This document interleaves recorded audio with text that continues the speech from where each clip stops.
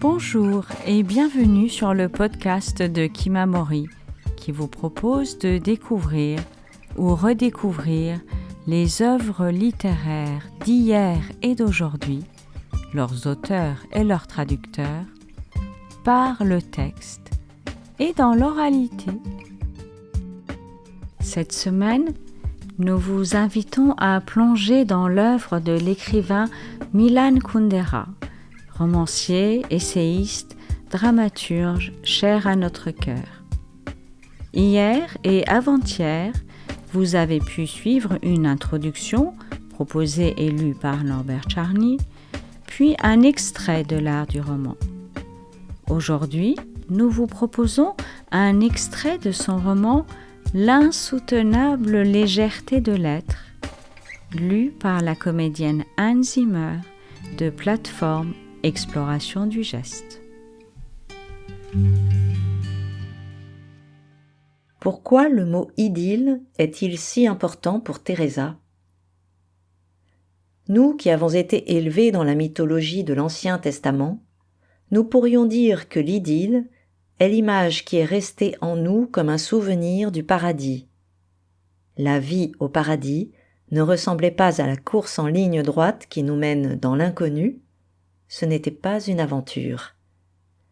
Elle se déplaçait en cercle entre des choses connues. Sa monotonie n'était pas ennui, mais bonheur. Tant que l'homme vivait à la campagne, au milieu de la nature, entouré d'animaux domestiques, dans l'étreinte des saisons et de leurs répétitions, il restait toujours avec lui ne serait-ce qu'un reflet de cette idylle paradisiaque. Aussi, le jour où Teresa rencontra dans la ville d'eau le président de la coopérative, vit-elle surgir devant ses yeux l'image de la campagne où elle n'avait jamais vécu, qu'elle ne connaissait pas. Et elle en fut ravie. C'était comme de regarder en arrière, en direction du paradis. Au paradis, quand il se penchait sur la source, Adam ne savait pas encore que ce qu'il voyait, c'était lui. Il n'aurait pas compris Teresa qui, quand elle était petite, se plantait devant la glace et s'efforçait de voir son âme à travers son corps. Adam était comme Karénine. Souvent, pour s'amuser, Teresa le conduisait devant le miroir. Il n'y reconnaissait pas son image et la regardait d'un air distrait avec une incroyable indifférence. La comparaison entre Karénine et Adam m'amène à l'idée qu'au paradis, l'homme n'était pas encore l'homme. Plus exactement, l'homme n'était pas encore lancé sur la trajectoire de l'homme. Nous autres, nous y sommes lancés depuis longtemps et nous volons dans le vide du temps qui s'accomplit en ligne droite.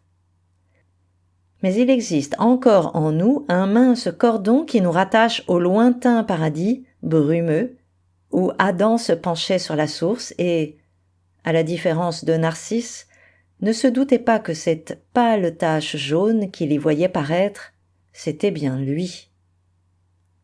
La nostalgie du paradis, c'est le désir de l'homme de ne pas être homme. Quand elle était adolescente et qu'elle trouvait les serviettes hygiéniques de sa mère tachées de sang menstruel, elle en était dégoûtée et détestait sa mère de ne même pas avoir la pudeur de les cacher. Mais Karénine, qui était une chienne, avait aussi ses règles. Elles arrivaient une fois tous les 6 mois et duraient 15 jours. Pour qu'il ne salît pas l'appartement, Teresa lui mettait un gros morceau de coton entre les pattes et l'habillait d'un de ses vieux slips ingénieusement fixés au corps par un long ruban. Pendant 15 jours, elle souriait de cet accoutrement. Comment expliquer que les règles d'une chienne éveillaient en elle une tendresse enjouée, alors que ses propres règles lui répugnaient ? La réponse me semble facile. Le chien n'a jamais été chassé du paradis. Karénine ignore tout de la dualité du corps et de l'âme et ne sait pas ce qu'est le dégoût. C'est pourquoi Teresa se sent si bien et si tranquille auprès de lui. Et c'est pour cela qu'il est si dangereux de changer l'animal en machine animée et de faire de la vache un automate à produire du lait. L'homme coupe ainsi le fil qui le rattachait au paradis, et rien ne pourra l'arrêter ni le réconforter dans son vol à travers le vide du temps. Du chaos confus de ses idées, une pensée blasphématoire dont elle ne peut se débarrasser germe dans l'esprit de Teresa. L'amour qui la lie à Karénine est meilleur que l'amour qui existe entre elle et Thomas. Meilleur, pas plus grand. Teresa ne veut accuser personne, ni elle, ni Thomas. Elle ne veut pas affirmer qu'ils pourraient s'aimer davantage. Il lui semble plutôt que le couple humain est créé de telle sorte que l'amour de l'homme et de la femme est a priori d'une nature inférieure à ce que peut être, tout au moins dans la meilleure de ses variantes, l'amour entre l'homme et le chien, cette bizarrerie de l'histoire de l'homme que le Créateur, vraisemblablement, n'avait pas planifié. C'est un amour désintéressé. Teresa ne veut rien de Karénine. Elle n'exige même pas d'amour. Elle ne s'est jamais posé les questions qui tourmentent les couples humains. Est-ce qu'il m'aime? A-t-il aimé quelqu'un plus que moi?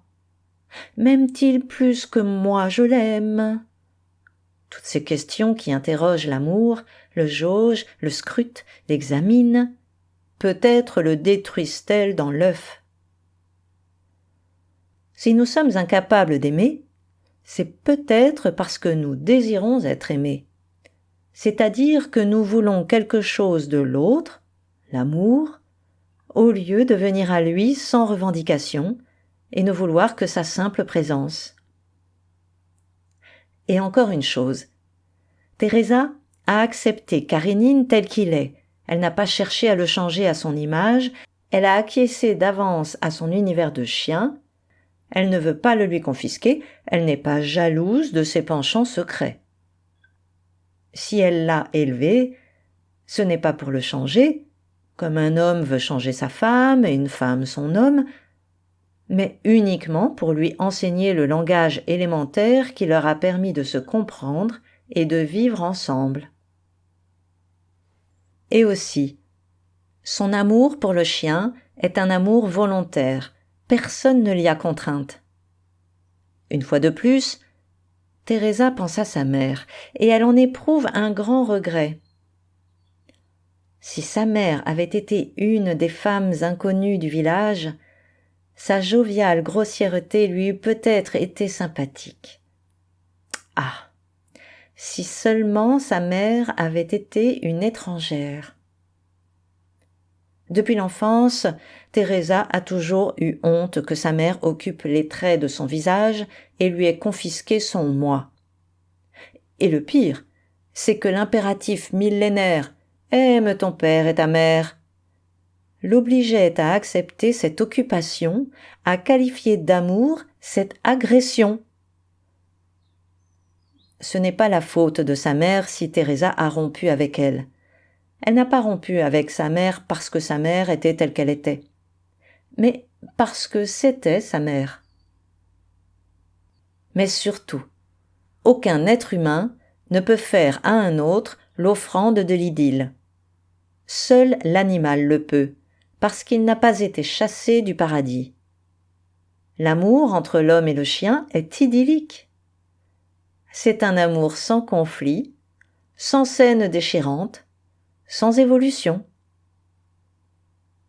Autour de Teresa et de Thomas, Karénine traçait le cercle de sa vie fondé sur la répétition, et il attendait d'eux la même chose.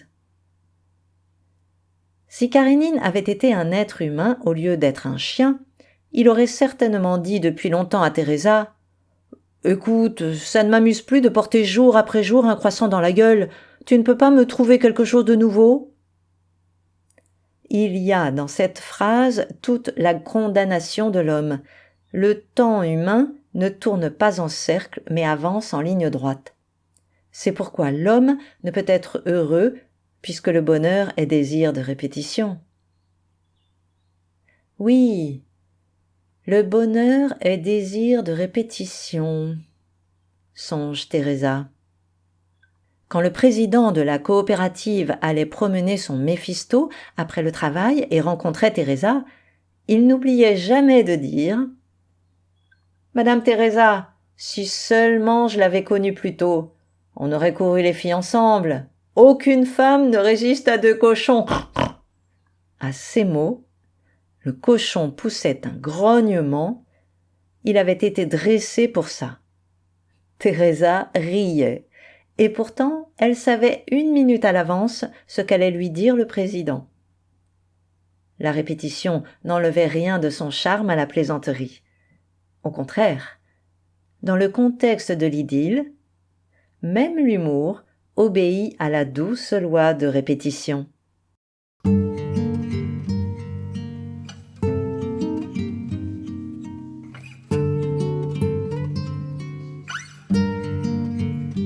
Vous venez d'entendre un extrait de L'insoutenable légèreté de l'être de Milan Kundera, lu par Hans Zimmer, Exploration du geste. Toute l'œuvre de Milan Kundera est disponible chez les éditions Gallimard, en relié, en poche et également dans 2 volumes de la collection La Pléiade. Chères auditrices, chers auditeurs, n'hésitez pas à consulter notre site internet kimamori.fr, nous suivre sur les réseaux sociaux et nous serions très heureux de vous voir rejoindre notre communauté de lecteurs en adhérant à notre association.